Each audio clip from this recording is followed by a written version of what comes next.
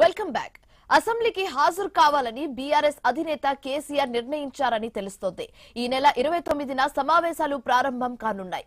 Party నాయకులతో KCR ఎర్రవరిలోని farm house లో సమావేశమయ్యారు. అసెంబ్లీ సమావేశాల్లో అనుసరించే వ్యూహంపై నేతలకు దిశానిర్దేశం చేశారు కేసీఆర్.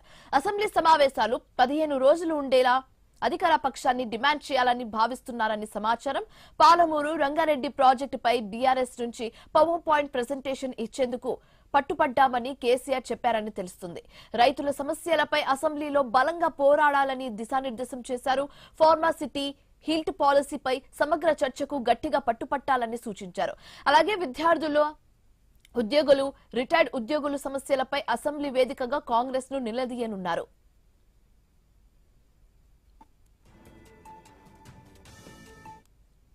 పాలమూరు రంగారెడ్డి ప్రాజెక్ట్ అంశంపై అటు అసెంబ్లీ సమావేశాల్లో ఆ తర్వాత క్షేత్రస్థాయిలో పోరాటం చేద్దామని కేసీఆర్ స్పష్టం చేశారని తెలుస్తోంది.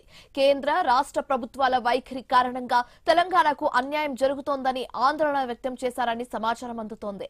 పాలమూరు రంగారెడ్డి ప్రాజెక్ట్ అంశంపై అసెంబ్లీ సమావేశాల తర్వాత మహబూబ్ నగర్ సమీపంలోని భారీ బహిరంగ సభ నిర్వహించాలని నిర్ణయించారు. కాంగ్రెస్ పార్టీ నాటి నుంచి నేటి వరకు తెలంగాణకు ఎప్పుడు ద్రోహమే చేస్తోందని కేసీఆర్ పార్టీ నేతలతో అన్నారని తెలుస్తోంది. బీఆర్ఎస్ తప్ప మరే ఇతర పార్టీకి రాష్ట్ర ప్రయోజనాల విషయంలో పట్టింపు ఉండదని స్పష్టం చేసినట్లుగా తెలుస్తుంది.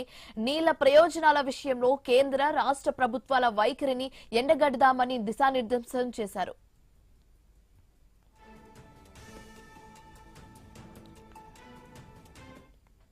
పాలమూరు రంగారెడ్డి ప్రాజెక్ట్ అంశంపై నిర్వహించే భారీ బహిరంగ సభకు ఇప్పటి నుంచే సన్నద్ధం కావాలని పార్టీ నేతలకు సూచించారు.